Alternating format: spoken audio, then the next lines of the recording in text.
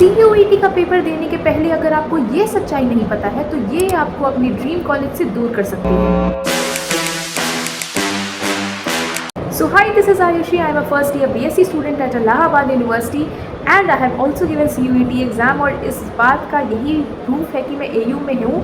बहुत सारे स्टूडेंट्स मुझसे ये क्वेश्चन करते हैं कि दीदी AU में एडमिशन कैसे लेना है, हमने CUET नहीं भरा है। So first let me clear this out. No, you can not take admission in AU, BHU, DU या फिर किसी भी सेंट्रल यूनिवर्सिटी में अगर आपने CUET का फॉर्म नहीं दिया है, क्योंकि CUET stands for common university entrance test.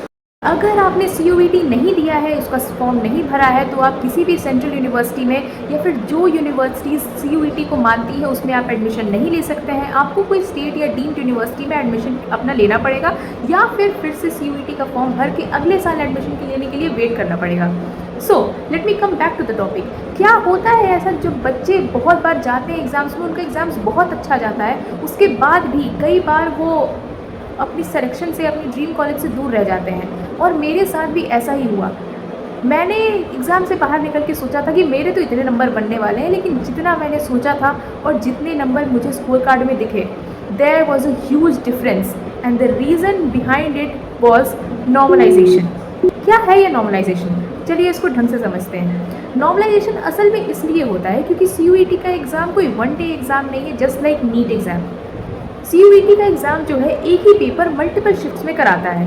For example, मेरे कुछ दोस्तों ने अपना फिज़िक्स और बायो का पेपर समवेयर अराउंड जून में दिया था, समवेयर अराउंड मई में दिया था, और मैंने अपना फिज़िक्स बायो केम का पेपर 2 और 3 जून को दिया था। So due to multiple shifts, ज़रूरी नहीं है कि हर शिफ्ट में जो NTA है वो सेम सेट ऑफ क्वेश्चंस और same difficulty level of questions को मेंटेन कर पाए। इस चीज़ को जस्टिफाई करने के लिए, if there suppose a person जिसने एक टेस्ट में बैठा और उसके क्वेश्चंस थोड़े बहुत ईजी आए थे और उसको 100 मार्क्स आते हैं, लेकिन एक और स्टूडेंट है जिसने एक दूसरे शिफ्ट में क्वेश्चन पेपर सॉल्व किया और उसके 90 मार्क्स आते हैं, so there are very great chances कि जिस बच्चे के 90 आए हैं उसके सिलेक्शन हो जाए और जिसका 100 आया है उसका सिलेक्शन छूट जाए। बिकॉज नॉर्मलाइजेशन के अकॉर्डिंग उसका 100 नंबर इवन 50 या 40 तक के लिए भी गिराया जा सकता है। And the same happened with me. मेरे बहुत सारे ऐसे सब्जेक्ट हैं जिसमें मैंने देखा कि मेरे स्कोर्स में 30 नंबर 40 नंबर तक का भी फ़र्क था, और CUET में तो एक एक सीट पे इंसान एक एक नंबर से सीट छूट जाती है यार। So this is something you need to understand very very clearly. मुझसे बहुत सारी जूनियर्स आके मेरे DM पे, मेरे इंस्टा पे, मेरे चैनल पे आके पूछ रहे हैं कि दीदी इस यूनिवर्सिटी का कट ऑफ बता दो, उस यूनिवर्सिटी का कट ऑफ बता दो, कितना मिनिमम हमें स्कोर करना चाहिए ताकि हम समझ जाएं कि हमारा एडमिशन हो जाएगा, पक्का से हो जाएगा। तो देखिए, इस कारण से आप कट ऑफ पे बिल्कुल भी डिपेंड नहीं कर सकते, क्योंकि मैंने भी पिछले साल की कट ऑफ देखी थी। इस साल की कट ऑफ को मैंने थोड़ा बहुत उससे मैच किया था और मैंने भी एक लिमिटेड अपने लिए कट ऑफ सेट की थी, लेकिन BHU की जो कट ऑफ थी उसको मैं क्रॉस नहीं कर पाई थी क्योंकि मेरे नॉर्मलाइजेशन के स्कोर के कारण मेरा कट ऑफ बहुत ज़्यादा गिर गया था, जिससे मुझे BHU में एडमिशन नहीं मिल पाया था। सो आपको कभी भी ये नहीं सोचना है कि मैं इतनी कट ऑफ तक मैं इतना क्वेश्चन ढंग से सॉल्व करके आ जाऊंगा या आ जाऊंगी। You have to prepare your best. Now is your preparation time. अभी बहुत सारे मैं देख रही हूँ रील्स आ रहे हैं, लोग बोल रहे हैं कि बोर्ड्स के लिए जैसे पढ़ लिया था, CUET के लिए वैसे पढ़ने का जुनून नहीं आ रहा, मोटिवेशन नहीं आ रहा, जैसे बोर्ड्स निकल गया वैसे CUET भी निकल जाएगा।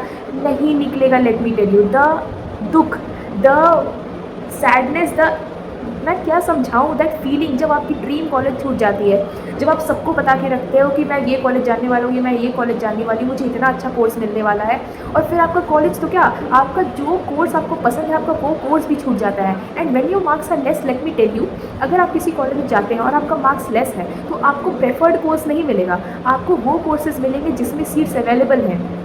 बहुत बार काउंसलिंग राउंड से पार्टिसिपेट करना पड़ता है, तब जाके कहीं सीट मिल पाता है और बहुत प्रॉब्लम होती है। सो प्लीज़ ये कट ऑफ वाली चीज़ को अपने दिमाग से निकालो। नॉर्मलाइजेशन को ध्यान में रखते हुए डरना नहीं है, इस बात से बिल्कुल भी घबराने की ज़रूरत नहीं है। ढंग से आप प्रिपरेशन करो, जितना आप अभी मॉक्स लगा सकते हो आप मॉक्स लगाओ, आप PYQ सॉल्व करो, जितना आप अपने पुराने नोट्स, आपके पास अगर नोट्स बने हुए हैं 11-12 के नोट्स को रिवाइज़ करो। आप वन शॉट से रिविजन्स कर सकते हो, रिविजन्स करके प्रॉपर रिविजन्स के साथ तब जाके आप PYQ और मॉक लगाओ।